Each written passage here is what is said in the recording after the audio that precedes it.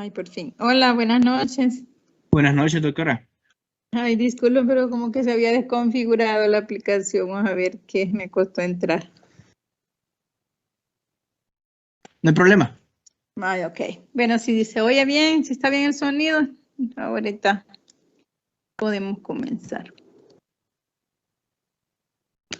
Bien, para entender este tema de farmacología van a tener que recordar un poco de fisiología y anatomía, ¿verdad?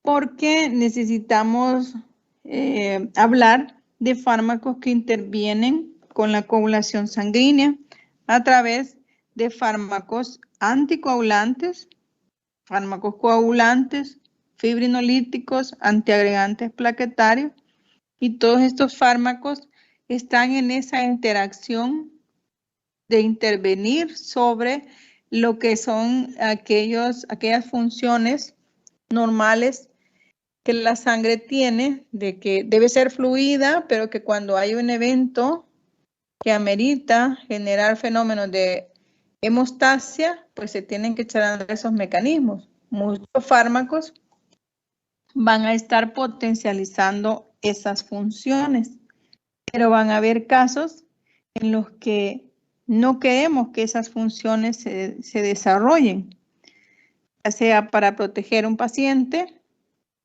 o para limitar el daño a una arteria, a un vaso sanguíneo y por ende a un órgano, a un sistema, ¿verdad? Recuerden también que tenemos dentro de cada vaso sanguíneo se están circulando el plasma con todos los componentes sanguíneos, principalmente plaquetas, y cómo estas plaquetas intervienen en todos esos mecanismos de coagulación, ¿verdad? Bien, la siguiente. Hay que tener claro que la sangre debe permanecer fluida dentro de la vasculatura y coagularse rápidamente cuando se expone a las superficies endoteliales en sitios donde ha habido una lesión vascular. En circunstancias normales, debe mantenerse un delicado equilibrio entre la coagulación y la fibrinólisis. Evita tanto la trombosis como la hemorragia. La alteración de este equilibrio a favor de coagulación nos va a producir trombosis. Y si lo que predomina es la fibrinolisis, lo que nos va a provocar es una hemorragia que no va a parar y se nos va a complicar el paciente. Los trombos son compuestos de agregados de plaquetas, fibrinas y glóbulos rojos atrapados que pueden formarse dentro de las arterias o las venas. Si estos se desprenden, se transforman en émbolos. Estos émbolos pueden viajar por cualquiera de estas estructuras vasculares y llegar a un órgano de circulación terminal donde obstruyen, ¿verdad? Y entonces inducen necrosis del tejido. Los fármacos que vamos a abordar en esta ocasión, muchos de ellos son fármacos antitrombóticos, utilizados para tratar las trombosis. Incluyen en ellos fármacos antiplaquetarios, fármacos que inhiben la activación y agregación de las plaquetas, anticoagulantes que atenúan la formación de la fibrina o agentes fibrinolíticos que estarían degradando la fibrina que estaría uniendo a las estructuras que forman parte de ese trombo.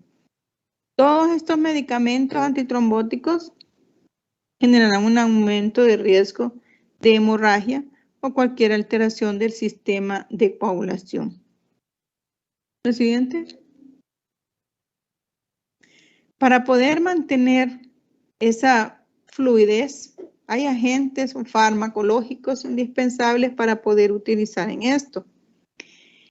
Dependerá qué es lo que vamos a manejar.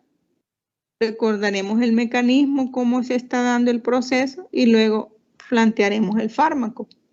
Vamos a hablar en esta clase de agentes antiplaquetarios que atenúan la activación plaquetaria o la agregación de la plaqueta. Vamos a hablar de anticoagulantes orales directos, los anticoagulantes tipo cumarina, Vamos a hablar de la heparina, que es un anticoagulante parenteral y sus derivados. Vamos a hablar de agentes fibrinolíticos que se van a encargar de degradar las fibras de la fibrina, valga la redundancia, que estarían sedimentando el coágulo. Vamos a hablar de sustancias como la vitamina K, que se va a estar encargando de fomentar procesos en cuanto a la formación de los coágulos sanguíneos en la medida de que participa en la interacción de la producción y activación de algunos factores de coagulación. El siguiente. Recordemos entonces el mecanismo llamado mecanismo de hemostasia. ¿Se recuerdan en fisiología este tema? La hemostasia es la prevención de la pérdida de sangre. Vamos a pasar por situaciones en las cuales vamos a tener pacientes que se enfrentan a un daño y el tejido responde deteniendo la hemorragia. Pero vamos también a encontrar pacientes en los que no queremos que este mecanismo forme coágulos en su sangre porque le va a hacer daño. Entonces vamos a conocer los dos tipos de fármacos que están antagonizando estos procesos. Para el caso, recordemos que la hemostasia se desencadena cuando se rompe un vaso, cuando se lesiona un vaso. Puede darse un espasmo vascular para intentar detener ahí la hemorragia. Se da la formación de un tapón plaquetario. Luego se activan los factores de la coagulación y se forma un coágulo que detiene la hemorragia, que hace el fenómeno hemostático. Entonces, pero después, ¿qué pasa? Luego viene una formación de tejido fibroso que ya es el proceso de cicatrización de aquella lesión que había en ese vaso. Este es el proceso normal. Sin embargo, pueden haber circunstancias anormales que provoquen que el sistema de hemostasia se active de dentro hacia afuera. Este que hemos planteado es de fuera hacia adentro por una lesión del vaso. Pero si hay algo dentro de las estructuras que mantienen esa fluidez de la sangre dentro del vaso sanguíneo, si hay alguna situación ahí que activa las plaquetas, activa los diferentes factores de coagulación, puede haber una formación de un coágulo dentro del vaso sanguíneo. Y esas son las llamadas vías intrínsecas y vías extrínsecas de formación de los coágulos. Que todo eso yo sé que lo recuerdan, lo vieron en fisiología. La siguiente. Los mecanismos de coagulación sanguínea deben de quedarnos claros porque es ahí donde van a actuar los fármacos. Primero, la lesión. La lesión del vaso, la lesión del plasma sanguíneo incluso, expone las proteínas reactivas de la matriz subendotelial, como colágeno, como el factor de von Willebrand, lo cual da lugar pues a la adherencia y activación de las plaquetas. La secreción y síntesis de sustancias vasoconstrictoras y moléculas de incorporación y de activación de las moléculas. Entre ellas, esas moléculas están la sintetización del tromboxano A sub 2 a partir del ácido araquidónico, que está en las plaquetas o que puede estar en las paredes, en las células de las paredes de los vasos que han sido lastimados, que además pues es un activador y un potente vasoconstrictor. Los productos secretados en ese nivel de donde ha ocurrido la lesión son los difosfatos de adenosina o el ADP, un poderoso inductor de la agregación plaquetaria, serotonina o 5-hidroxitriptamina, y se estimulan la agregación plaquetaria y la vasoconstricción. ¿Se imaginan que cada vez están diseñando fármacos mucho más específicos pudiesen diseñar un fármaco que bloquee la liberación del tromboxano, que bloquee los productos de ADP para evitar la agregación plaquetaria y bloquear desde ahí la formación del coágulo. La siguiente. Una vez que se han activado las plaquetas, si pudiéramos bloquearla desde ahí, miren, todo este mecanismo quedaría bloqueado. Uno, la activación de las plaquetas genera un cambio conformacional en el receptor de la integrina. Esta integrina, alfa 2B, beta 3, representa una proteína que es liberada de la plaqueta, que le permite unirse al fibrinógeno, que forma enlaces cruzados con las plaquetas adyacentes y activan su agregación con la estructuración de un tapón plaquetario. Simultáneamente se activa el sistema de coagulación y se produce la generación de trombina y un coágulo de fibrina que estabiliza el tapón plaquetario. Actualmente tenemos fármacos capaces de bloquear desde este nivel de receptor de integrina para bloquear la activación de la plaqueta y para bloquear pues, el sistema de coagulación. Y esos son de los fármacos que vamos a hablar en esta ocasión. El siguiente. El proceso está ahí, ¿verdad? En todos esos mecanismos que se echan a andar para mantener y lograr la homeostasis. Primero, el espasmo vascular, la formación del tapón plaquetario, la formación y adhesión de fibrina, la formación del coágulo y la posterior lisis del coágulo, porque tendrá que deshacerse y cicatrizar, ¿verdad? La siguiente. Recuerden que la hemostasia es un proceso dinámico de regulación fina de mantenimiento de la fluidez de la sangre, la reparación de las lesiones vasculares y la limitación de la pérdida sanguínea, al tiempo que se evitan también la oclusión vascular a través de las trombosis y la perfusión inadecuada de órganos vitales, porque eso es lo que fundamentalmente pretende el fenómeno de la hemostasia. Mantener esa fluidez, formar probablemente los trombos para detener ahí la hemorragia si es que ha habido daño, hay que controlar la hemorragia para que no se afecten los diferentes órganos vitales.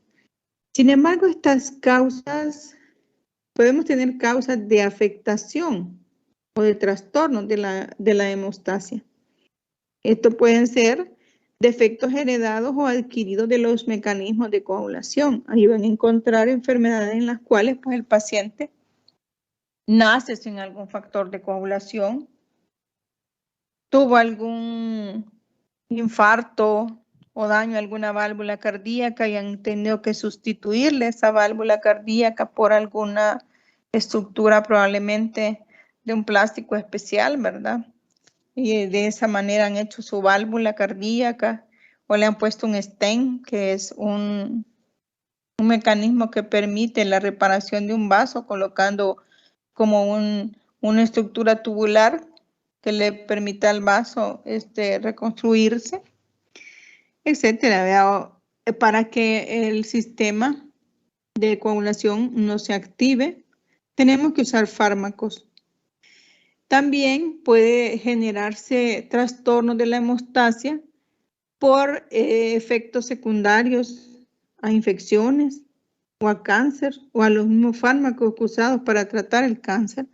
Muchos de las infecciones son capaces de inducir un shock séptico en el cual pues se liberan sustancias capaces de trastornar totalmente el proceso de la hemostasia. Entonces estos fármacos que vamos a hablar estarían ayudando a controlar ese tipo de respuesta inadecuada ante la hemostasia. La siguiente.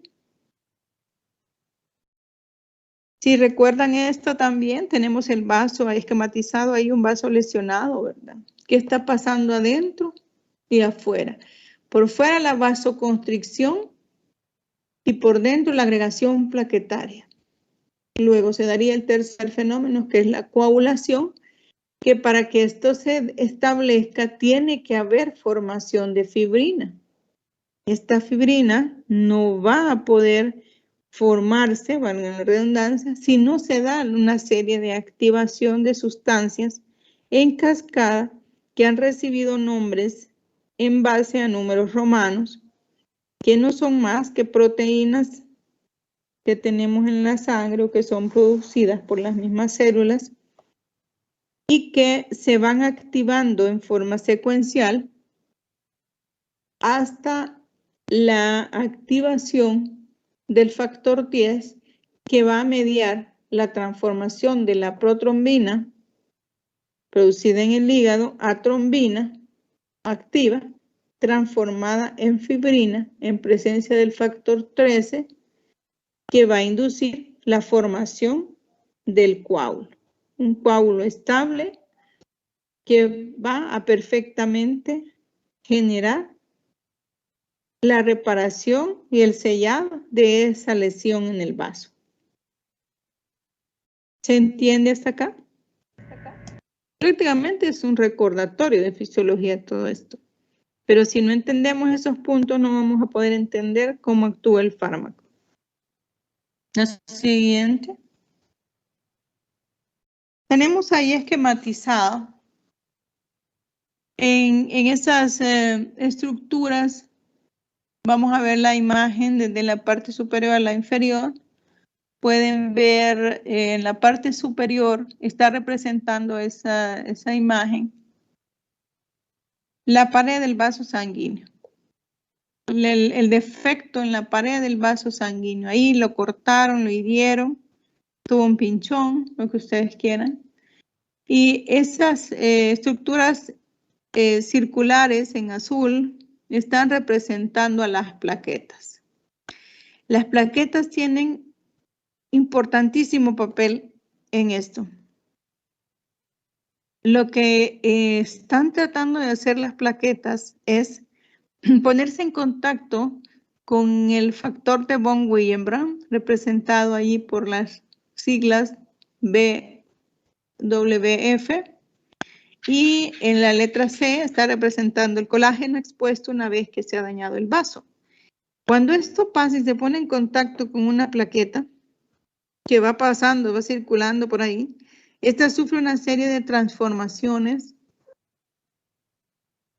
que es capaz de generar la activación, fenómenos de opsonización que hacen enviar una respuesta química para que vengan más plaquetas a ese sitio y se activan secuencialmente mediante la activación de una serie de proteínas que tiene nombradas en forma de GP1A, GP1B, GP2B3A, y etcétera. Tiene una serie de proteínas ahí dentro de la plaqueta esquematizadas por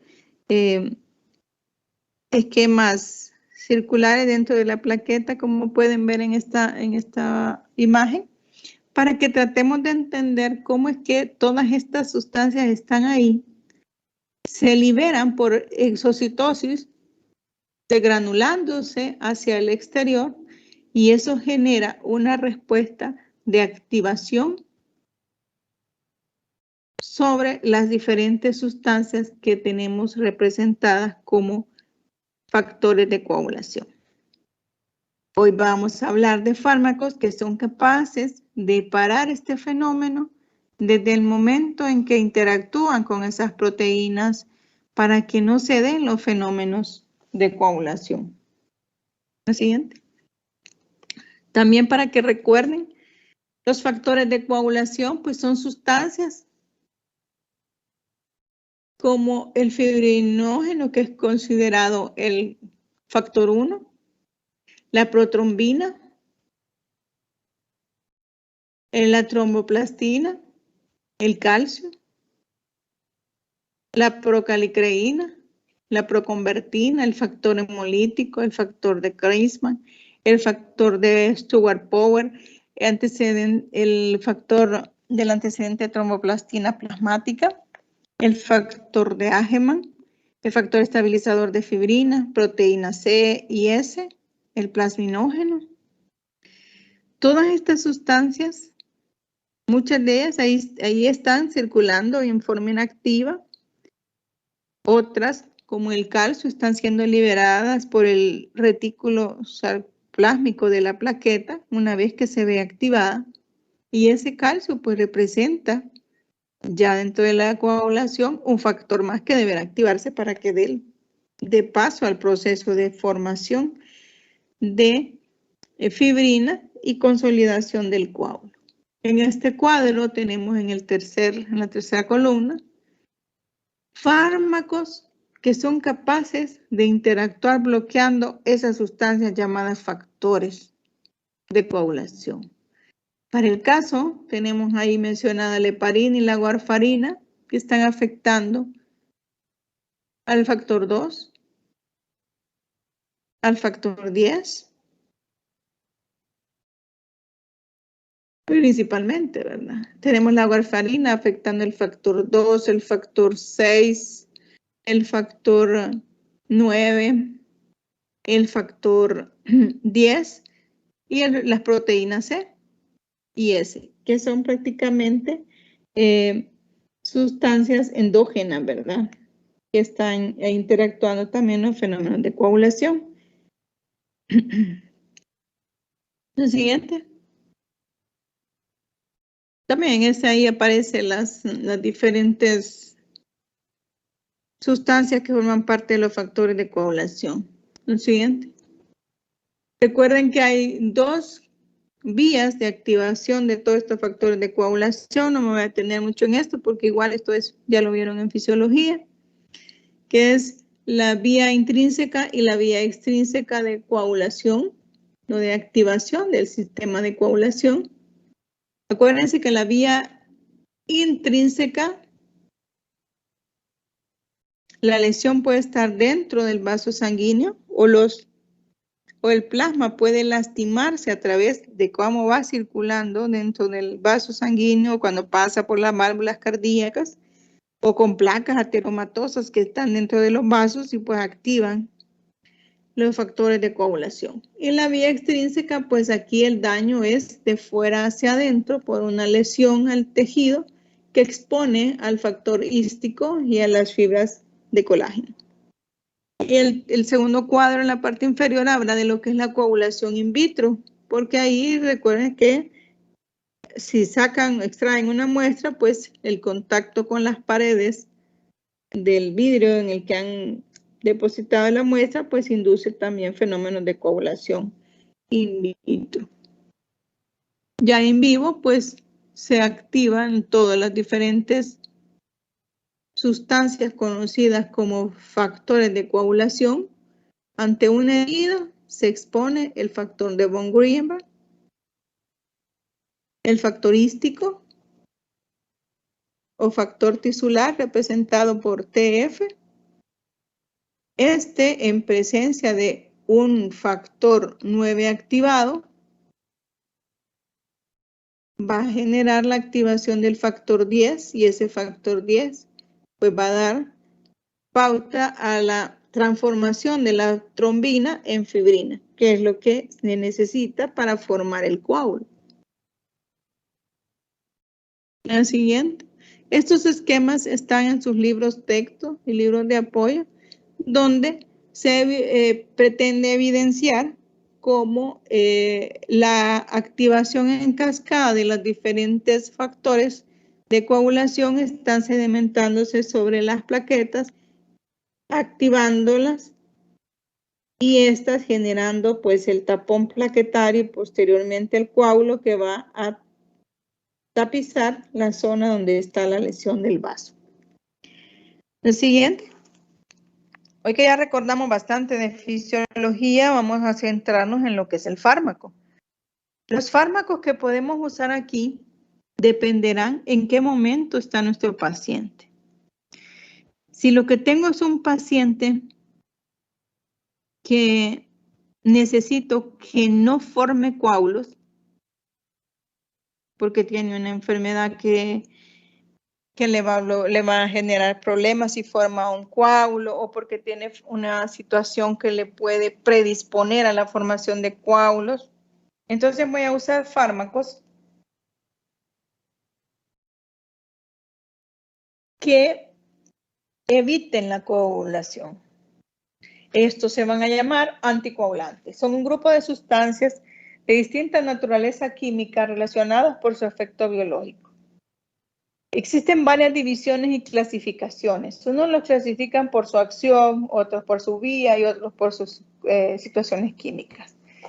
Este se clasifica según su acción. En anticoagulantes de acción directa,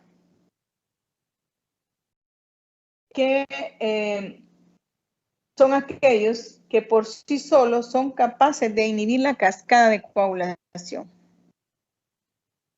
Recetas ese fármaco, se lo aplicas al paciente, va a ir a bloquear directamente la cascada de coagulación porque bloquea totalmente la trombina. Entre ellos, los más representativos de este grupo, porque hay muchos, son la hirudina y el algotroban. Son los más utilizados. Tenemos también anticoagulantes de acción indirecta, que son aquellos que mediante su interacción con otras proteínas o actuando por otras vías metabólicas, alteran el funcionamiento de la cascada de coagulación. Ahí vamos a tener dos grupos. Unos, los inhibidores que inhiben, aquellas que están mediadas por la antitrombina 3. Entre ellos tenemos la heparina no fraccionada, las heparinas de bajo peso molecular, el dalnaparinoide sódico y otros que vamos a mencionar más adelante. También tenemos los inhibidores de síntesis de factores de coagulación, como el dicumarol, como la vitamina K. Lo siguiente, este anticoagulante, tienen que recordar también que existen sustancias endógenas y exógenas que interfieren o inhiben la coagulación de la sangre. Normalmente la sangre tiene anticoagulantes naturales. Son las llamadas sustancias endógenas. Ahí estaría también la antitrombina, los inhibidores de los factores de coagulación. Normalmente la sangre, para que se mantenga fluida, estar evitando la formación de coágulos, pero también tiene que estar lista y disponible para formar el coágulo cuando presente una lesión. Entonces también tenemos sustancias exógenas que actúan como anticoagulantes. Las más comunes pues son las llamadas heparinas no fraccionadas, heparinas de bajo peso molecular y anticoagulantes orales. Esa es otra clasificación que existe. La siguiente.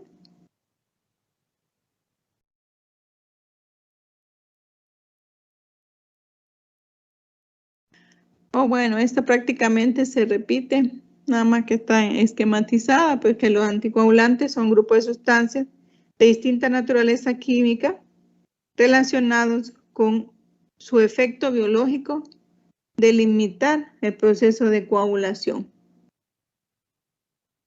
Lo siguiente. Se van a clasificar también en anticoagulantes inyectables, retrocédelo por favor, y en inyectables y orales. Dentro de los inyectables destacan las heparinas.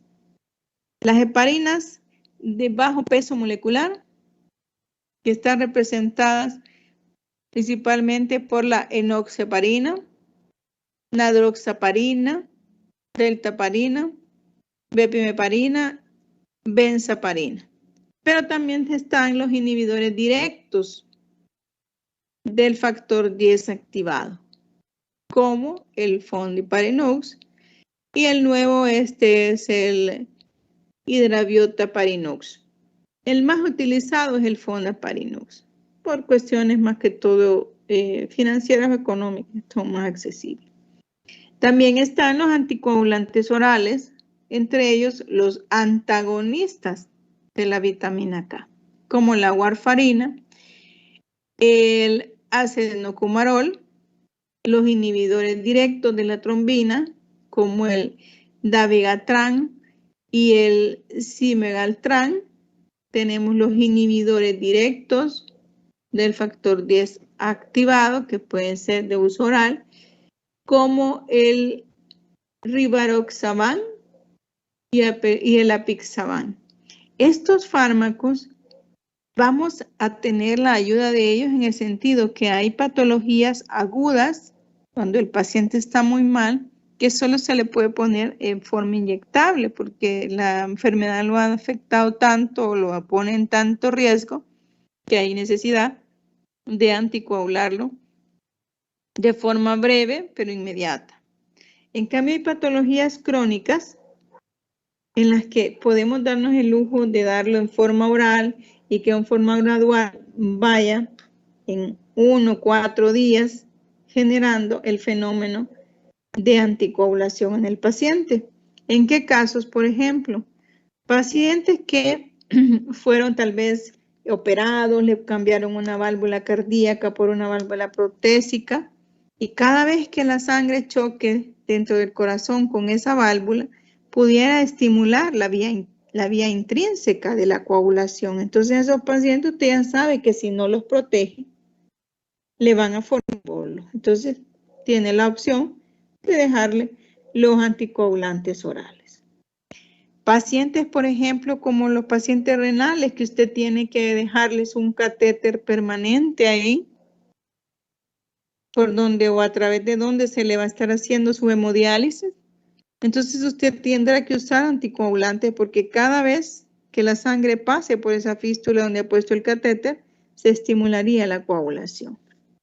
Paciente que tiene que estar encamado por mucho tiempo por una cirugía de cadera o que esté en coma o que algo lo tiene inmovilizado, usted tiene que protegerlo con anticoagulantes porque en ese sitio de esa lesión, de esa fractura, de esa operación de sustitución de alguna prótesis de cadera, por ejemplo, o ese el estar en éxtasis encamado por mucho tiempo, entonces generó que la sangre ya no estuviera fluyendo y va a formar coágulos. Como usted ya sabe eso, en el momento agudo va a usar inyectables y en el momento que ya eso se vuelve crónico o de mantenimiento, pues va a usar los anticoagulantes orales.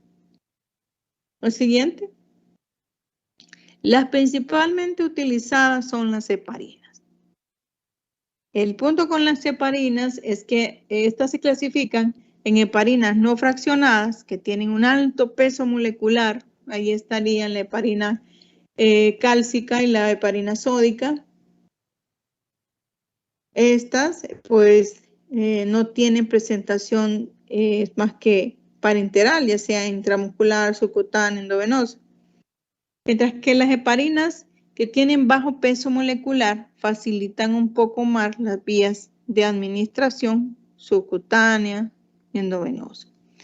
Dentro de estas fraccionadas o de bajo peso estarían la certoparina, la ardeparina, enoxaparina, que es la más utilizada, la más común en nuestro país, la nadroxaparina, la parnaparina, bepinaparina, que sería la segunda más utilizada, el taparina, reviparina y la tinzaparina.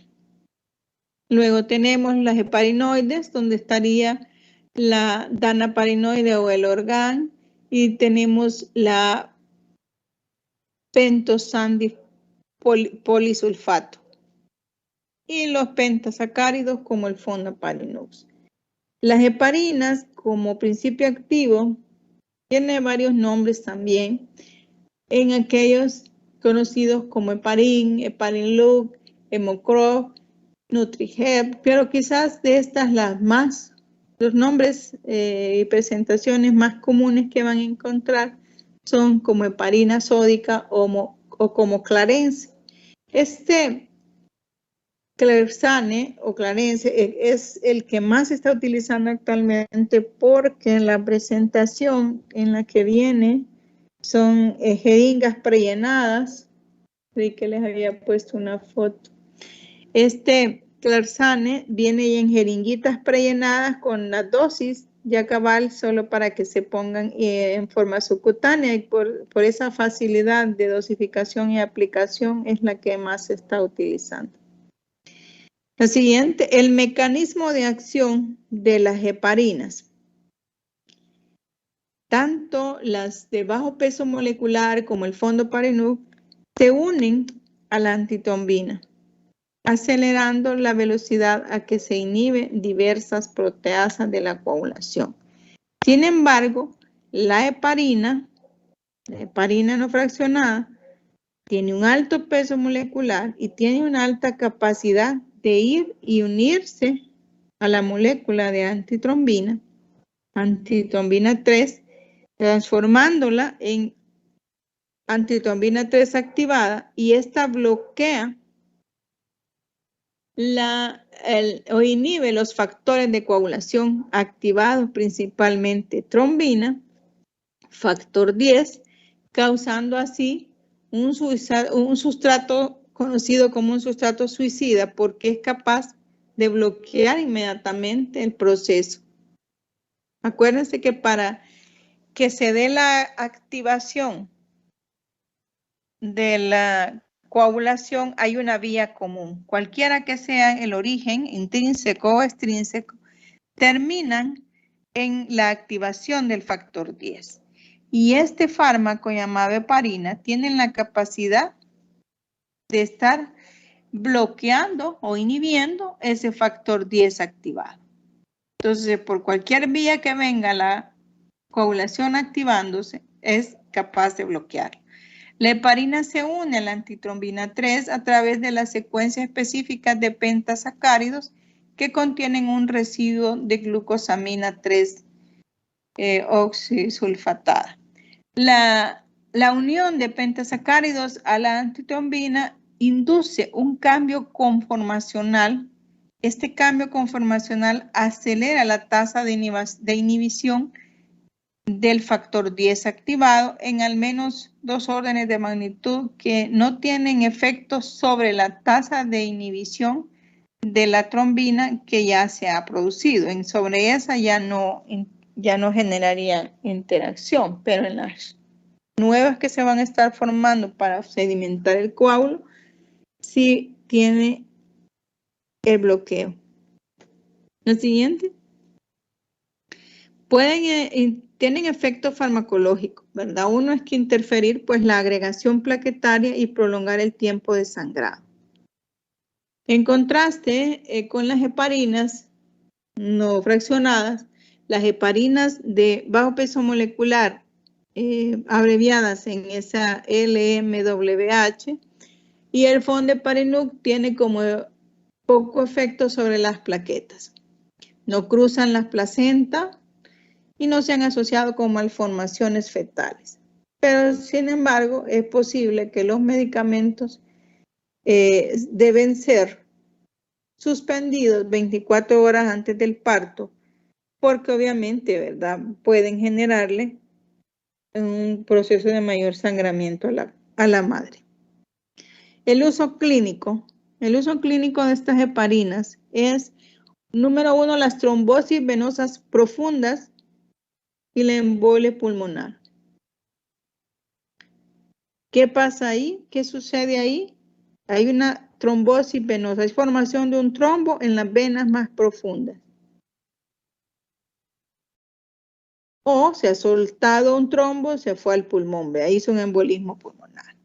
Entonces la heparina estaría deshaciendo o estaría bloqueando los factores de coagulación, específicamente estaría bloqueando el factor 10 activado para que no siga generándose más coágulos y más émbolos. También se utiliza para la angina inestable o infarto agudo del miocardio, porque permitiría que se deshaga el coágulo que está bloqueando la arteria coronaria y provocando el infarto.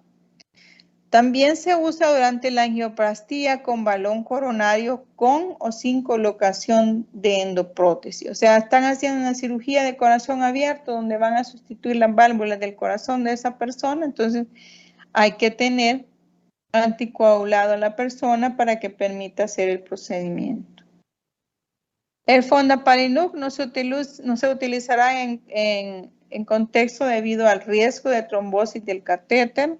Es una complicación causada por la activación del factor 12 que induce pues, la presencia de los catéteres cuando hay necesidad de tener un paciente cateterizado. Entonces, y que necesitamos tenerlo anticoagulado. En casos de cirugías que requieren bypass cardiopulmonar, el bypass es una técnica quirúrgica en la que le permite recanalizar un vaso sanguíneo poniendo en la pared de aquel vaso un stent o una estructura tubular plástica, obviamente un tipo de plástico especial, que se pone dentro del vaso para que permita que se recanalice y esté fluyendo adecuadamente la sangre. En caso también de tromboprofilaxis en pacientes inmovilizados médicamente o sometidos a cirugía mayor, esto se refiere a lo que les había hecho mención en el diapositivo anterior, que cuando hay un paciente que tenemos que tenerlo por alguna enfermedad, la indicación médica es que esté inmovilizado, o paciente que esté en coma, ya tiene años o tiene tiempo de estar en coma, entonces si usted no lo somete a tromboprofilaxis, pues utilizando anticoagulantes, va a formar émbolos por la éstasis sanguínea y entonces se va a morir de un embolismo. O los que han sido sometidos a cirugía mayor, que por ese tipo de operación pues no pueden estarse levantando. La siguiente. Hay detalles en cuanto a la farmacocinética y farmacodinámica de estos fármacos anticoagulantes tipo heparina de bajo peso y fondaparinux, y que no se absorben a través de la mucosa gastrointestinal, por lo tanto deberán ser administrados por las vías parenterales. Entonces hay que tener muy claro que pueden utilizarse, en el caso la heparina, en forma de infusión intravenosa continua, infusiones intermitentes cada 4 o cada 6 horas, o inyecciones subcutáneas cada 8 o cada 12 horas, dependiendo de la patología en la que usted lo va a usar y el tiempo en que desea utilizarlo. La vía intravenosa, que tiene un inicio de acción inmediato, puede ser por vía subcutánea, cuyo inicio de acción se retrasa de 1 a 2 horas. La heparina parece ser eliminada y degradada en específico por el sistema retículo endotelial. En muchas ocasiones pues se va a excretar por la orina, por eso vamos a tener mucha precaución cuando tengamos que estárselo poniendo a los pacientes renales. La heparina de bajo peso molecular y el fondaparinux tienen una vida media más larga que la heparina si se comparan, que son de entre 4 y 6 horas hasta 17 horas. El siguiente. Ese fármaco llamado fondaparinux viene así como está ahí en la fotografía. Esas son las jeringuitas prellenadas en las que ya viene el fármaco. Y esa es la dosis a administrarle al paciente. Un análogo sintético de la secuencia de pentasacáridos en heparina o de heparina de bajo peso molecular, o media su interacción, estos median la interacción con la antitrombina, pero como este fármaco tiene un menor peso, no es capaz de bloquear o de generarle el cambio conformacional a la antitrombina, solo tiene actividad antifactor 10 activado porque es demasiado corta para unirse a la antitrombina con la trombina y bloquear desde ahí, sino que bloquea medialmente. Actúan de forma catalítica después de unirse a la antitrombina y promover la formación de complejos covalentes entre la antitrombina y las proteasas blanco, o sea, sobre las cuales tiene que estar actuando para bloquear la formación del coágulo. La siguiente. Los efectos adversos que inducen todas las heparinas son la hemorragia, la trombocitopenia, la osteoporosis, alteraciones en la síntesis de aldosterona e hipercalemia. Ahora, la hemorragia es el principal efecto adverso de la heparina, de las heparinas de bajo peso molecular y del fondo heparinoso. Puede revertirse mediante la infusión intravenosa del sulfato de protamina, que ha sido llamado el antídoto a utilizar cuando tenemos algún problema ocasionado por la heparina, ¿verdad? Se dice que en promedio 1 miligramo de protamina, sulfato de protamina, es capaz de revertir el proceso de 100 unidades de heparina. La trombocitopenia es un efecto bastante frecuente del uso de las heparinas, pero cuando ha sido usado por tiempos prolongados, más de 3 a 6 meses, aunque esto puede variar según la sensibilidad propia del paciente. Tenemos la osteoporosis, que aparece menor o en menor prevalencia con las heparinas de bajo peso o con el fondo heparino que si están utilizando heparina.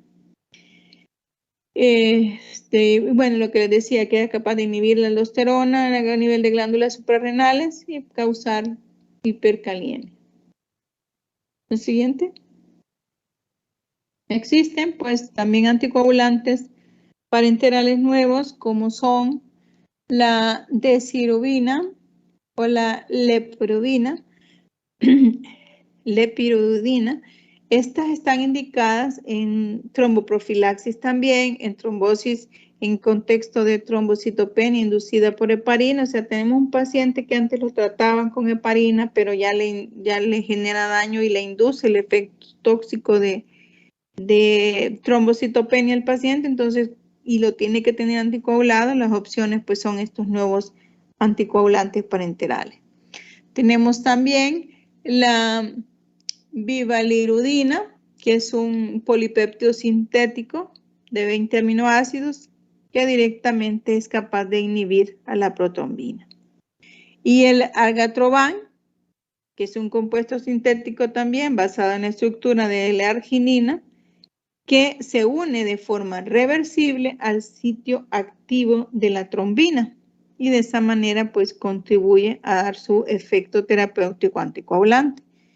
El argatroban se administra por vía intravenosa, tiene una vida media de 40 a 50 minutos, se metaboliza en el hígado y se excreta por la bilis.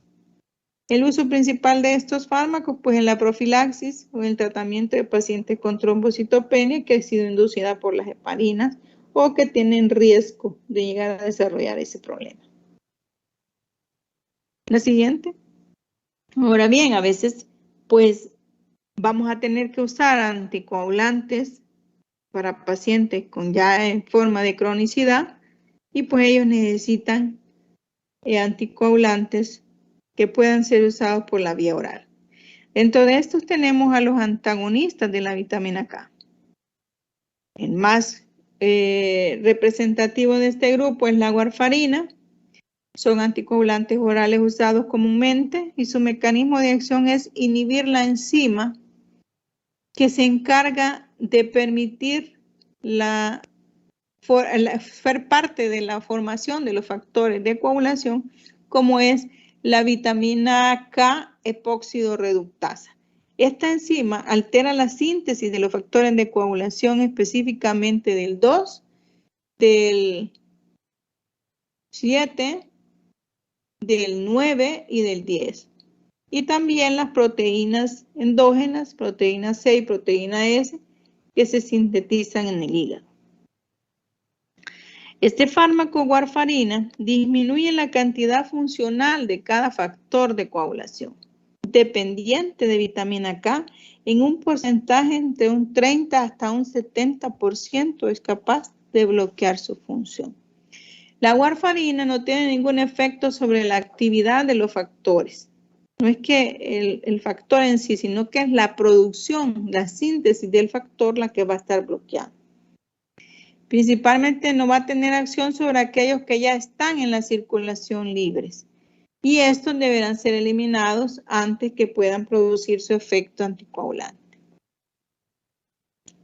El efecto antitrombótico total de la warfarina no se logra hasta después de 4 a 5 días de que se ha estado administrando la dosis. Tarda 5 días en ver su efecto. Hay una buena disponibilidad, por donde se usa por vía oral, intravenosa y también rectal. Lo siguiente, los usos clínicos. ¿Para qué vamos a necesitar la warfarina? Para prevenir la progresión y recurrencia de las trombosis venosas profundas o agudas o embolias pulmonares o alguna situación sistémica como una fibrilación auricular, válvulas cardíacas mecánicas o dispositivos de asistencia ventricular. El paciente necesita ponerle un marcapaso intracardíaco y ahí a nivel intraaurícula y ventrículo le colocan el dispositivo. Ustedes saben que ahí adentro va a estarse activando. Cada vez que choquen la sangre sobre esa estructura va a estar activando el sistema de coagulación. Entonces es necesario que para evitar el problema de coagulación se le dé la warfarina.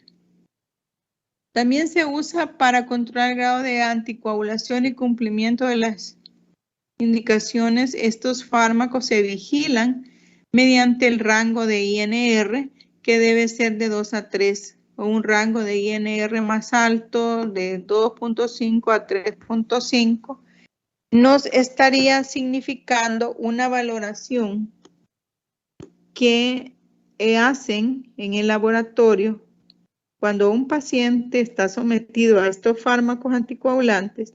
Toman este índice INR, que es la respuesta a la coagulación que presenta el paciente y nos permite tener un parámetro de que ese valor de INR, siempre que se mantenga ahí entre 2.5 máximo 3.5, el fármaco va a estar actuando sin generarle daño, o por lo menos estaría dentro de los niveles de precaución.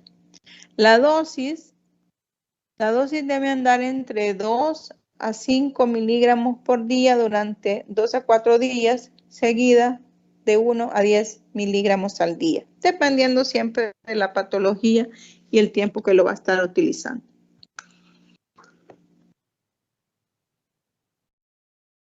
El problema con la warfarina es la siguiente, es que debemos de tener claro que tiene un montón de interacciones. Puede interactuar con drogas, con alimentos, con factores genéticos que son capaces de alterar la absorción, el metabolismo de la warfarina o de la vitamina K, o también sobre aquellas cosas que afecten su síntesis, función y eliminación de los factores de coagulación o la integridad de cualquier superficie epitelial, que es donde la warfarina estaría interactuando. También la reducción de la eficacia puede reducirse debido a la absorción reducida, o sea, porque el paciente está utilizando colesteramina en su tracto gastrointestinal, se une con el fármaco y lo puede disminuir su absorción. O a veces puede ser debido a una eliminación hepática incrementada en el paciente por la inducción de enzimas hepáticas, la inducción del citocromo P2C9, que es causada por fármacos tipo barbitúricos, carbamazepina o rifampicina. Si usted va a tener al paciente con estos fármacos y tiene que darle un anticoagulante, debe tener en cuenta que va a interactuar con los antagonistas de la vitamina K y con la warfarina. Las interacciones medicamentosas, o sea, fármacos que van a interactuar con los anticoagulantes y por tanto los efectos y las modificaciones que puede estar haciendo, hay que tenerles mucha vigilancia. Por ejemplo, el paciente tiene que estar tomando amiodarona, antifúngicos, sólidos, cimetidina, clopidogrel, cotrimoxazol, disulfiram, fluoxetina, que son antidepresivos, fluoxetina, isoniazida, metronidazol, sulfipirazona, que son antibióticos, esos últimos tres, tolcapona o zafirlucas, que son fármacos que se usan para estimular el sistema de defensa. Estas sustancias pudiesen estar interactuando con los fármacos anticoagulantes y darnos efectos terapéuticos inadecuados, más bien efectos tóxicos relacionados con la inhibición o la exacerbación del fármaco. La siguiente, entre los efectos secundarios que nos puede dar la warfarina, tenemos que uno de los más comunes, pues, es el sangrado. Casi un 3% cuando ya tienen más de un año de estarlo usando. Otro, y muy importante, es la necrosis de la piel. Puede dar lesiones cutáneas de 3 a 10 días después del inicio del tratamiento. Aparece en las extremidades, principalmente en el tejido adiposo, en el tejido del pene y en la glándula mamaria de la mujer. Otras toxicidades son que puede generar alteraciones como decoloración reversible, como pueden ver en la fotografía, da ese pigmento azulado y a veces dolorosa en las superficies plantares y a los lados de los dedos de los pies, que palidecen con la presión y se desvanecen con la elevación de la pierna. Generalmente este fenómeno aparece de 3 a 8 semanas después de iniciada la terapia con warfarina. También puede dar embolias de colesterol porque es liberado de las placas ateromatosas. Puede dar alopecia, o sea, pérdida del cabello. Puede dar urticaria, o sea, la reacción alérgica. Puede ser teratogénico y puede ser embriotóxico, la warfarina. La siguiente, por favor. Hoy vamos a hablar de otro tipo de anticoagulantes que tienen efectos más directos, como es inhibir de forma, valga la redundancia, directa la trombina y que son de uso oral. Ahí tenemos el dabigatran. Este dabigatran, o llamado o químicamente es un etoxilato de dabigatran. Es un profármaco sintético con un peso molecular bajo de 628 de alto, cuyo mecanismo de acción de este dabigatran es un mecanismo competitivo y está actuando reversiblemente, bloqueando el sitio de la trombina libre y coagulada. Y esto bloquea la conversión del fibrinógeno mediado por trombina a fibrina, la activación por retroalimentación de la coagulación y la activación plaquetaria. Entonces, está bloqueando varios mecanismos, no solo uno, de la estabilización del coágulo. En cuanto a su farmacocinética, hablaríamos que su biodisponibilidad oral es del 6%, con un inicio de acción a las 2 horas de ser administrado y una vida media en plasma que puede durar de 10 a 14 horas. Está contraindicado en pacientes con válvulas cardíacas y para la prevención de accidentes cerebrovasculares. El efecto adverso principal es, pues, la hemorragia, porque hemos bloqueado varios procesos de la coagulación. Lo siguiente, tenemos fármacos que son capaces de ir a actuar directamente inhibiendo el factor 10 y son de uso oral, que son a los que más se le está apostando por la modernidad de su mecanismo de acción. Aquí encontramos 3 representantes, aunque hay más. El rivaroxaban, el apixaban y el edoxaban. Su mecanismo de acción es inhibir el factor 10 libre asociado al coágulo. lo que da como resultado una reducción en la generación de la trombina. A su vez, suprime la agregación plaquetaria y la formación de fibrina. El rivaroxaban tiene la particularidad que tiene un 80% de biodisponibilidad. Su inicio de inyección es en 3 horas después de ser administrado, con una vida media en plasma de 7 a 11 horas. La absorción máxima de este rivaroxaban se produce en el estómago y debe aplicarse con una comida para mejorar, junto con las comidas para mejorar la absorción. El metabolismo es a nivel hepático a través de un citocromo P 300A4, y los metabolitos inactivos se excretan a nivel de orina y de heces. El apixaban tiene una unión a proteínas plasmáticas de un 87%, se elimina el 27% en forma inactiva sin cambios a través de los riñones y se metaboliza en el sistema hepático a través de la misma citocromo peroxidasa 3A4. Lo siguiente, los usos terapéuticos de estos anticoagulantes, bloqueadores directos del factor 10 en la prevención de accidentes cerebrovasculares en pacientes con fibrilación ventricular, en el tratamiento de trombosis venosa profunda aguda o en embolismos pulmonares. Son muy utilizadas en forma profiláctica. Tenemos como efectos adversos el sangrado, ¿verdad? La tasa de hemorragia intracraneal son menos de un 50% más baja que la que puede producir el uso de warfarina.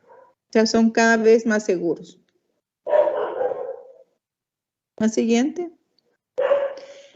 Sin embargo, como existe ese riesgo, ¿verdad? Ese riesgo es alto de generar esos fenómenos hemorrágicos inadecuados.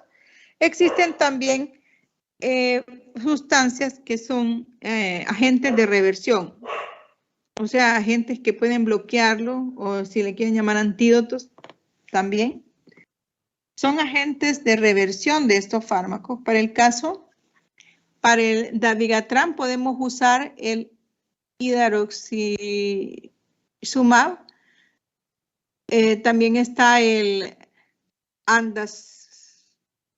Andasanev alfa, que es un agente de reversión principalmente para los 3, como el rivaroxaban, el apixaban y el edoxaban, cuando siente que el paciente ya desarrolló ese efecto adverso, principalmente esa hemorragia, ¿verdad?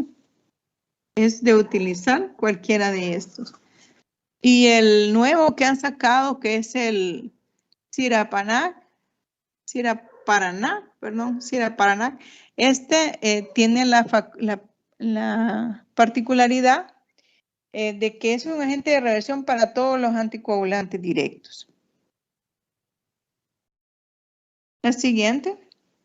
Bueno, hasta aquí habíamos visto fármacos capaces de estarnos anticoagulando al paciente, bloqueando de alguna forma el fenómeno de la coagulación en diferentes puntos de la cascada. Ahora vamos a ver fármacos fibrinolíticos. Acuérdense que normalmente cuando ya se formó el coágulo, que es donde actuaría el anticoagulante, ya este está formado, ya este está generándole daño a los tejidos. Tuvo usted un paciente que hizo un coágulo y fue a tapar un vasito del corazón, una arteria coronaria, o un vasito cerebral o renal, etc. Ya está el coágulo ahí. Ahí ya no te sirve un anticoagulante. Ahí te sirve un fibrinolítico. ¿Por qué? Porque el coágulo ya tiene fibrina, tapón plaquetario, un coágulo ya formado. Ya se unieron todas las fibras de fibrina y ya está un coágulo definido. Entonces, lo que va a pasar aquí es que va a utilizar el fármaco el mismo fenómeno de fibrinólisis natural. El sistema fibrinolítico, recuerdan que disuelve la fibrina intravascular a través de la acción de la plasmina. ¿Se recuerdan qué es lo que hace la plasmina? La plasmina, pues, va a actuar prácticamente destrozando las fibras de fibrina. Para iniciar la fibrinólisis, los activadores del plasminógeno convierten el plasminógeno de cadena simple en un precursor inactivo. Lo transforma en plasmina para volverlo una plasmina activa. Hay dos activadores del plasminógeno distintos, como son el TPA y el UPA, que se conocen como urosinasas.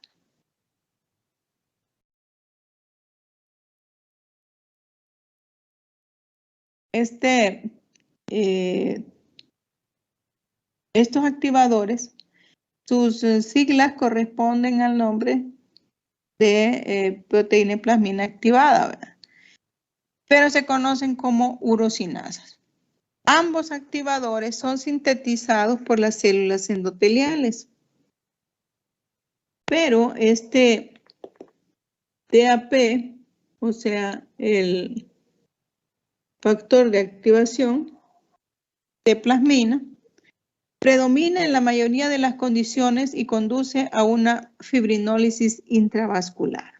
La síntesis de esta urosinasa activadora de plasmina, abreviada como UPA, ocurre en respuesta a estímulos inflamatorios y promueve la fibrinólisis extravascular. De esa manera están interactuando tanto intra como extravascular en los fenómenos de fibrinólisis. Ahora bien, los fármacos fibrinolíticos, en la siguiente, están tomando la activación de esas vías naturales de la siguiente forma. Estos fármacos fibrinolíticos inician la vía fibrinolítica. Estos agentes influyen sobre esos factores llamados TPA. O sea, la sustancia activadora de la plasmina.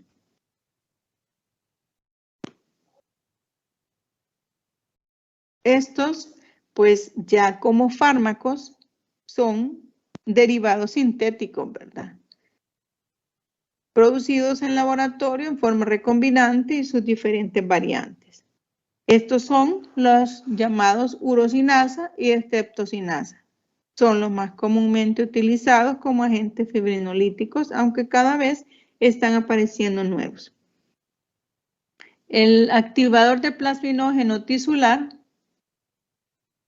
es una serina proteasa y un pobre activador del plasminógeno en ausencia de fibrina.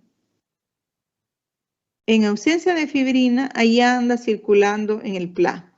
Pero una vez se estimuló el fenómeno de la coagulación y se ha formado la fibrina, esta se une a la fibrina. Este activador de plasminógeno tisular es el plasminógeno con una capacidad de activarlo hasta cientos de veces y de forma más rápida de lo que lo activaría el plasminógeno en la circulación. La eliminación de este activador de plasminógeno tisular se produce principalmente a través de un metabolismo hepático y su vida media es de alrededor de 5 minutos. Se ha tomado para producirlos de forma sintética y producirlos con el nombre de urosinasa y streptosinasa. Y hacer que el fármaco induzca el mismo proceso que lo haría de forma natural el TPA, o sea, el activador plasminógeno tisular. Lo siguiente, estos fármacos, tanto urosinasa como la streptokinasa, se va a utilizar para infartos del miocardio, para accidente cerebrovascular isquémico agudo, para embolismo pulmonar, para trombólisis coronaria, ¿Qué está pasando en todas estas patologías? De base lo que hay es que ya se formó el coágulo y está tapando el vaso y está generando el infarto. Ya tuvo el accidente cerebrovascular isquémico, está generando la isquemia del tejido. Ya está el émbolo obstruyendo en el pulmón, ya está el trombo obstruyendo la arteria coronaria. Entonces el fármaco fibrinolítico lo que va a ir a hacer es a deshacer ese coágulo y permitir que vuelvan a oxigenizar las células y pueda haber fluido sanguíneo ahí. La principal toxicidad de todos estos agentes trombolíticos siempre va a ser pues, el fenómeno de la hemorragia. Esto se debe a que altera la degradación de la fibrina en los tapones hemostáticos en los sitios de lesión vascular. También en el estado lítico sistémico que resulta de la generación sistémica de plasmina, que degrada el fibrinógeno y a otros factores de coagulación, especialmente el factor 5 y el factor 8. Como interactúa sobre estos, pues puede generarnos el efecto tóxico de la hemorragia. La siguiente. Hay contraindicaciones para utilizar estos tratamientos fibrinolíticos, esta llamada terapia fibrinolítica. Hay contraindicaciones absolutas y contraindicaciones relativas. Entre las absolutas está la hemorragia intracraneal previa. ¿Por qué? Porque si usted lo receta hoy y ya el paciente había tenido una hemorragia cerebral, pues lo va a deshacer el coágulo que había dejado sellado esa herida o esa lesión y va a volver a sangrar. La lesión vascular cerebral estructural conocida, una neoplasia intracraneal maligna, un accidente cerebrovascular isquémico en menos de 3 meses, sospecha de disección aórtica. Hay patologías que son capaces de dañar tanto el endotelio vascular de la aorta que puede generar un fenómeno de disección aórtica. Y en ellos, pues un coágulo ahí sería dañino, pero en esos casos está contraindicada la terapia fibrinolítica y pues ni modo se utiliza heparina. Tenemos en casos de hemorragia activa o diástasis hemorrágica, en traumatismo craneal cerrado y hay contraindicaciones relativas. ¿Qué decían las relativas? Que más o menos se puede usar. Sopesando si la vida del paciente corre más riesgo, pues se utilizan. En caso de hipertensión no controlada, en caso de reanimación cardiopulmonar traumática o prolongada o cirugía mayor, en menos de 3 semanas. Paciente que ha tenido un sangramiento interno recientemente, dentro de las menos de 2 a 4 semanas. En caso de punciones vasculares no compresibles, en caso de, bueno, estas punciones vasculares no compresibles son en aquella zona donde usted se hace compresión, va a dañar otros tejidos, como en el cuello principalmente. Para la septosinasa, la exposición previa, tengo una exposición previa de menos de 5 días, o reacciones alérgicas previas a septosinasas. En el embarazo está una contraindicación relativa, en úlcera péptica activa, o sea, sangrante, cuando le dice activa es que decir que ha estado sangrando recientemente. O el uso actual de warfarina con índice DNR de mayor de 1.7. Es una contraindicación relativa. Bien, así como podemos inducir la fibrinólisis, podemos bloquear la fibrinólisis. ¿Cómo vamos a bloquear la fibrinólisis? La siguiente, utilizando fármacos del grupo de inhibidores de la fibrinólisis. La siguiente, estos inhibidores son principalmente el ácido aminocaproico o el ácido trenaxemánico. Estos dos componentes son análogos de la lisina y compiten por los sitios de unión a la lisina en el plasminógeno y la plasmina, bloqueando así su integración con la fibrina. Estos agentes inhiben la fibrinólisis y pueden revertir estados que están asociados con una fibrinólisis excesiva. El ácido alfa-aminocaproico se ha usado por vía intravenosa para reducir el sangrado después de cirugías prostáticas o por vía oral para reducir el sangrado después de extracciones dentales en aquellos pacientes hemofílicos. Acuérdense que el paciente hemofílico carece del factor 9, entonces siempre que se exponga a un procedimiento va a sangrar exageradamente. Entonces le pones este agente antifibrinolítico y de esa manera no va a generarse complicación y se le puede hacer su procedimiento.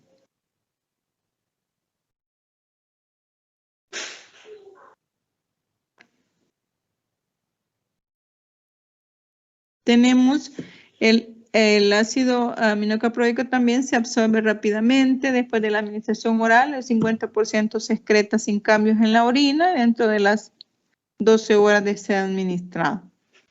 En raras ocasiones puede causar efectos adversos como la miopatía, necrosis muscular, mientras que el ácido tenaxemánico se usa para la reanimación de traumatismos y en pacientes con hemorragias masivas para reducir el sangrado quirúrgico de pacientes sometidos a artroplastías de cadera, rodilla o cirugías cardíacas, que sabemos que va a sangrar exagerado, entonces se le pone este fármaco para limitar un poco eso. El tratamiento de la hemorragia menstrual abundante con dosis de 1 gramo 4 veces al día durante 4 días. Generalmente los esquemas se suelen adaptar a la patología y al tiempo en que se van a usar, ¿verdad? La siguiente. El otro grupo de fármacos que está incluido en este tema, porque sí es bastante largo, es los fármacos antiplaquetarios. Acuérdense que para formar ese coágulo necesito plaquetas. Pero si las logro bloquear, entonces probablemente no se forme el coágulo. Estos fármacos antiplaquetarios, la siguiente, pueden estar actuando en diferentes sitios. Recuérdense que primero puede darse la lesión. Se expone el colágeno, se expone el factor de von Willebrand, se expone el factor tisular. Entonces deberá haber acción sobre la trombina, sobre la COX-1. Si se recuerdan, la COX-1 es la enzima ciclooxigenasa 1 que está en las plaquetas. Y si logramos hacer que eso lo bloqueemos, si bloqueamos la COX-1, bloqueamos la producción de tromboxanos A sub 2 y de esa manera pues no va a haber activación plaquetaria. Estaríamos bloqueando la contracción, la activación plaquetaria y la formación del tapón plaquetario. También podemos bloquear el ADP. Si se recuerdan, al inicio de la clase les mencionaba yo cómo la liberación de ADP por la plaqueta pues hace que se dé la activación progresiva de todas las plaquetas que llegan a adherirse.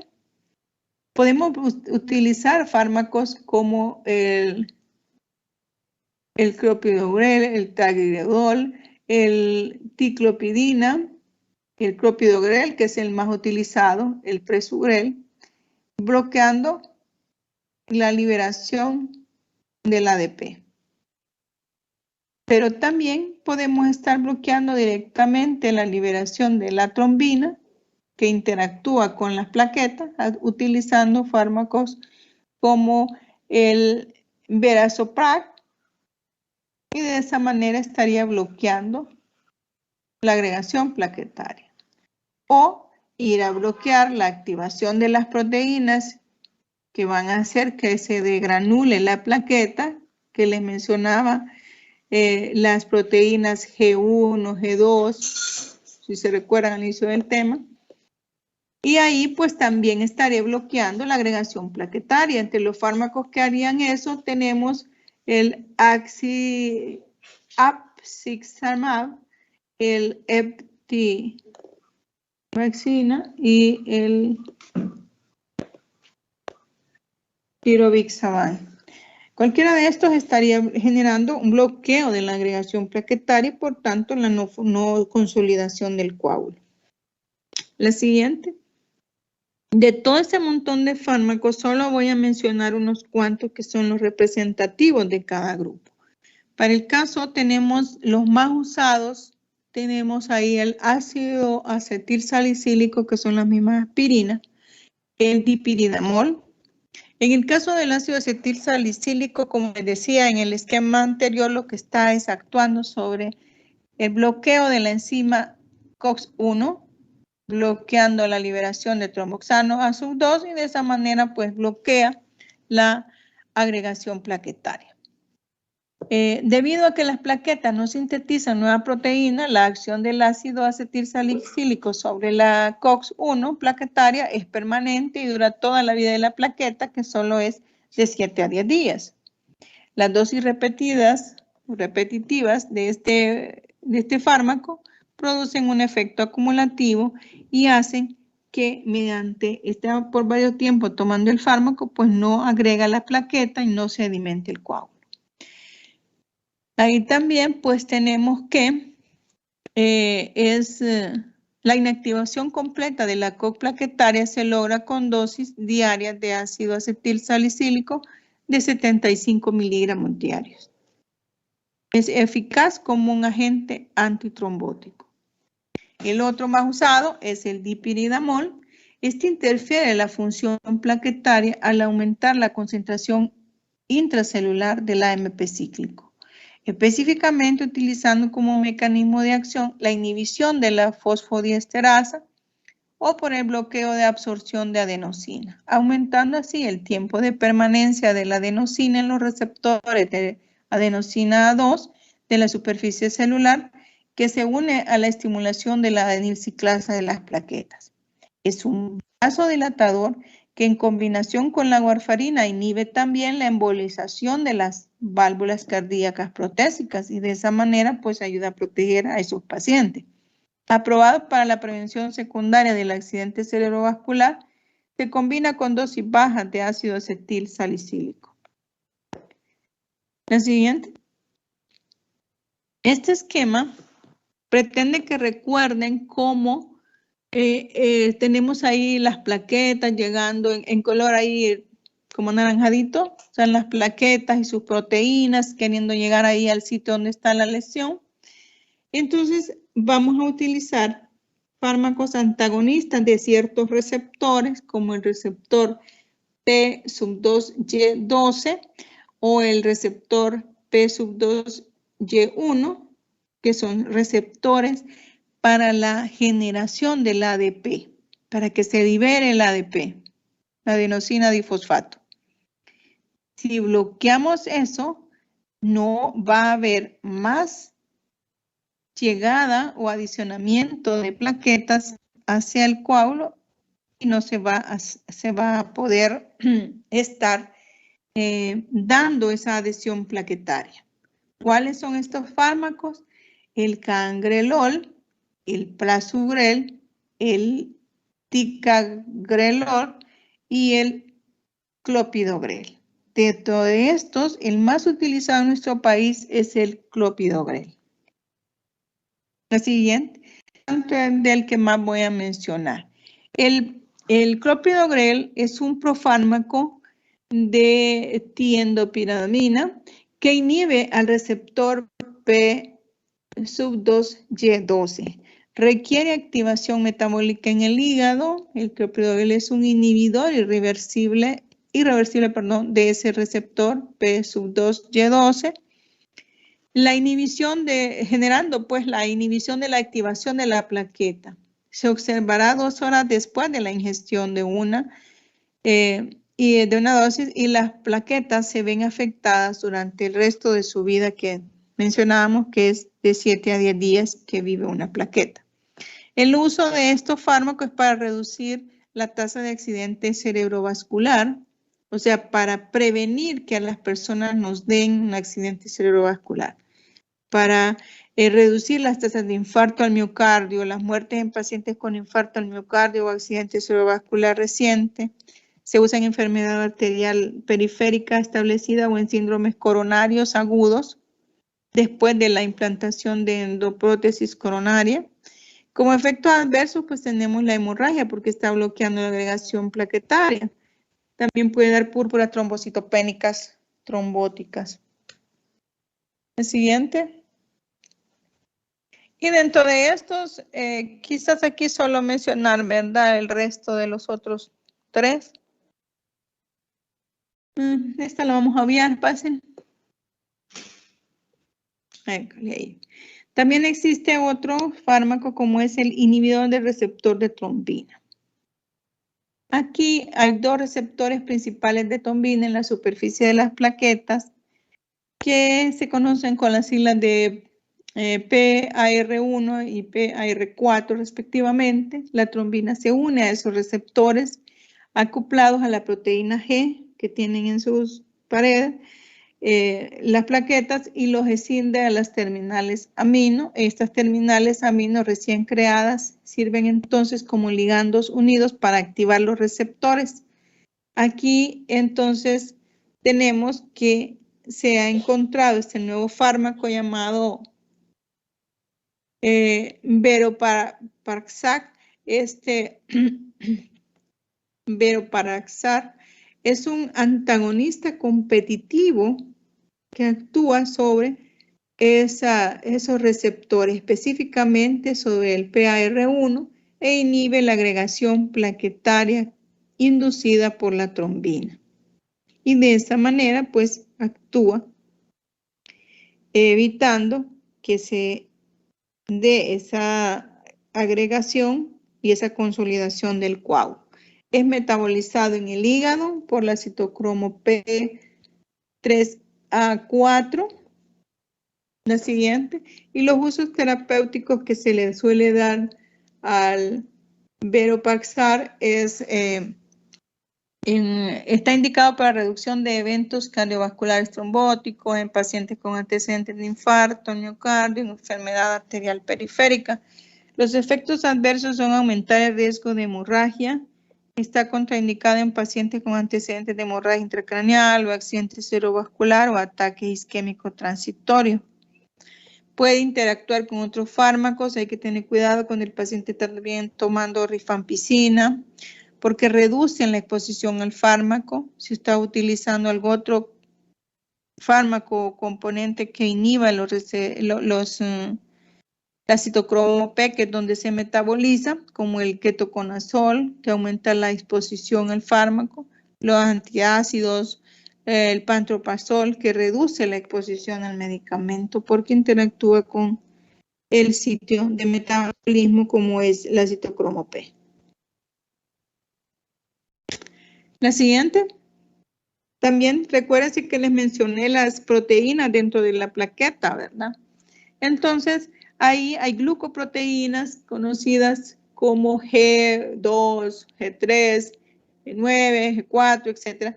Sin embargo, se han descubierto fármacos capaces de ir a inhibir esa glucoproteína dentro de la plaqueta, inhibidores de ese receptor que son antiplaquetarios. Estas proteínas, principalmente la 2B y la 3A, es una integrina en la superficie de las plaquetas. Esta glucoproteína dimérica sufre una transformación conformacional cuando las plaquetas se activan para que sirvan como un receptor para el fibrinógeno y el factor de von Willebrand. Y de esta manera se unen las plaquetas entre sí, mediando así la agregación para fundamentar el coágulo.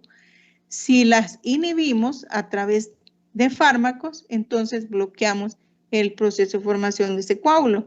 Hay 3 agentes aprobados para este uso en la actualidad, que son el axitinib, que es un anticuerpo monoclonal humanizado, o sea que se ha obtenido de células humanas. Tenemos el eptibifabatida y el tirofiban. La siguiente. Tenemos otro bien importante, otro fármaco importante, como es la vitamina K. La vitamina K se obtiene de varias formas. Puede ser obtenida de las plantas, puede ser obtenida de forma química, utilizando una forma sintética, pero normalmente las plantas verdes son una fuente nutricional de vitamina K para los humanos. En quienes, pues la vitamina K es un cofactor especial que actúa en la alfa-carboxilación de múltiples residuos de glutamato de varios factores de la coagulación que se necesitan para formar los factores de coagulación y proteínas anticoagulantes. La formación de residuos de glucoproteínas 1A dependientes de vitamina K permiten las interacciones apropiadas de factores de coagulación, del calcio, de fosfolípidos de membrana y de proteínas moduladoras. De esa manera, pues ayudan a formar factores de coagulación. Los antagonistas de la vitamina K, fármacos derivados de la cumarina, bloquean la formación de esa glucoproteína 1A y por tanto inhiben la coagulación. El exceso de vitamina K1 puede revertir los efectos.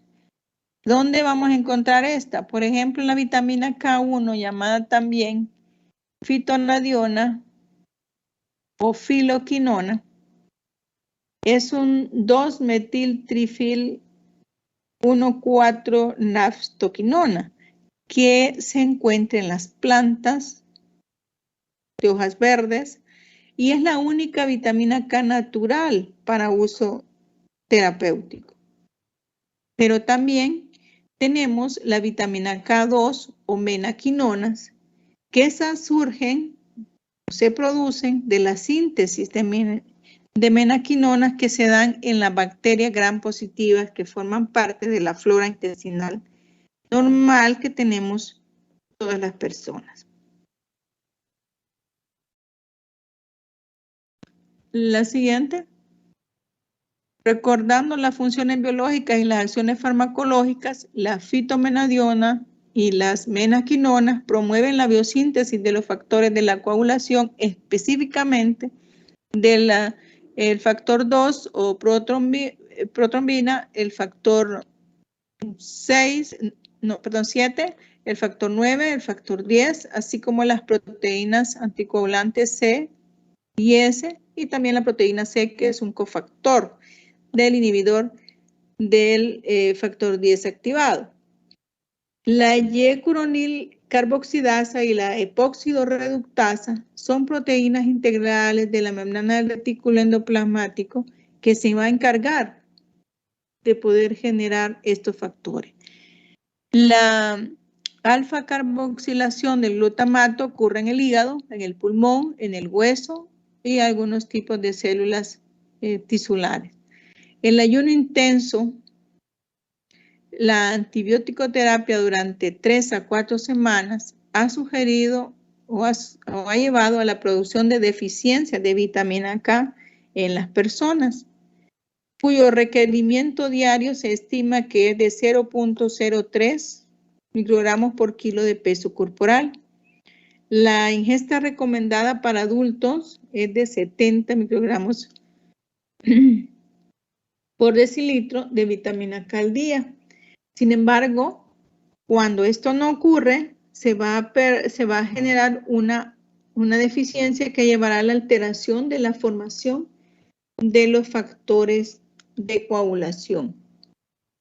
Al darse eso, se altera el acoplamiento del ciclo de la vitamina K con la carboxilación del glutamato y no daría los precursores que van a intervenir en la formación de esos factores de coagulación y la persona pues presentaría problemas hemorrágicos. Lo siguiente, los síntomas que principalmente muestran o se asocian a deficiencias de vitamina K es la hemorragia. Hemorragia que se va a ver manifestada en diferentes sitios, usualmente mucosas, en la piel. Puede ser equimosis, aparecimiento de equimosis o moretes que llaman la gente de forma espontánea, no dolorosa, que no están en sitios donde ha sido traumatizado. Puede haber epistaxis o sangramiento por la nariz, ¿verdad? Hematuria, el sangrado gastrointestinal o hemorragias posoperatorias son frecuentes, hemorragia intracraneal. La hemoptisis es poco común. Pueden producir anemias hemolíticas y carnípteros por su deficiencia. El mecanismo de absorción intestinal en presencia de sales biliares, la fitonadiona y las menaquinonas se absorben adecuadamente en el intestino. Después de la absorción, la fitonadiona es incorporada a los kilomicrones en el intestino, después a la absorción y se interactúan tanto con triglicéridos como lipoproteínas y se concentrarán o depositarán en el hígado. La siguiente. Aquí incluí los términos médicos con los que se conoce cada hemorragia presentada en el individuo, para que se vayan asociando pues al término médico, ¿verdad? Epistaxis es sangrado de nariz, gingivorragia es sangrado de las encías, como pueden ver en la fotografía ahí a nivel de los dientitos, ¿verdad? Está sangrando. Es sangrado en orina, que es, el nombre médico es hematuria, sangrado en las heces, que es melena, es un sangramiento, ya sangre digerida, pero cuando es sangre roja se va a llamar hematoquesia. Tenemos menstruación abundante, que el nombre médico es menorragia, y los moretones, ¿verdad? A mínimos traumatismo o forma eventual, tenemos que se conoce como equimosis. La siguiente es en qué vamos a usar la vitamina K, cuándo lo vamos a indicar. Aquí explico el uso de cada uno según cada patología. Para corregir la tendencia a sangrado o a hemorragias asociadas a su deficiencia, que puede ser el resultado de una mala ingesta o falta de absorción, utilización inadecuada de la vitamina o consecuencia de acción por la utilización de warfarina, que acuérdense que decíamos que el mecanismo de acción es bloquear pues a la vitamina K. Cuando un paciente también está usando antibióticos, cuando un paciente ha usado antibióticos de amplio espectro por mucho tiempo, puede llegar a producir hipoprotrombinemia que responde fácilmente a dosis pequeñas de vitamina K. O porque alteró su flora intestinal normal y ya pues no la produce ahí. Se puede utilizar en aquellos pacientes con obstrucción biliar o fístula porque están perdiendo y alterando su flora, pierden vitamina K. En síndromes de mala absorción como enfermedades que llevan fibrosis quística, enfermedad celíaca, enfermedad de Crohn, colitis ulcerosa, disentería, resección extensa del intestino, porque esas situaciones generaron ese síndrome de mala absorción, o sea, absorbe adecuadamente la vitamina K y entra en déficit. En casos de hipoproteinemia que pueden aparecer en pacientes que recibieron alimentación parenteral prolongada, en aquellos casos de enfermedad hemorrágica del recién nacido, fíjense que en los niños, en los recién nacidos, como vienen sin flora bacteriana, ¿verdad? Vienen estériles cuando nacen, se les aplica de forma intramuscular al nacer, de forma rutinaria, la fitomenadiona, porque ellos, si no, pueden desarrollar enfermedades hemorrágicas. Además de aquellos niños que son alimentados exclusivamente con leche materna, ellos, pues en la leche materna no tiene grandes cantidades de vitamina K. Entonces lo que se hace es que para evitar todo eso, pues se le aplica intramuscular de forma rutinaria en cuanto nace. También puede haber el caso de problemas en aquellos pacientes cuya madre recibía warfarina o tienen tratamientos anticonvulsivantes que le han generado un trastorno hemorrágico, una diástasis hemorrágica en la madre, y pues se puede utilizar la vitamina K previo al parto. La siguiente. También puede ser utilizada en casos de hipoprotrombinemia inducida por drogas, pacientes que que están tomando warfarina, pacientes que han sido expuestos a venenos, principalmente venenos de serpiente, que pues ellos, ese veneno tiene sustancias que son anticoagulantes. Tenemos vitamina K, que puede ser útil para combatir el sangrado y la hipoprotombinemia que siguen a la mordedura de las víboras, más que todas de especie tropical, cuyo veneno degrada e inactiva la protombina. La siguiente, no sé si hay preguntas, jóvenes. Van a disculpar que me tomé el atrevimiento de tomarles estas horas, pero tuve una emergencia durante el día y no pude darles la clase a otra hora y no quería retrasarlos. Entonces, como pueden ver, el tema es bastante extenso,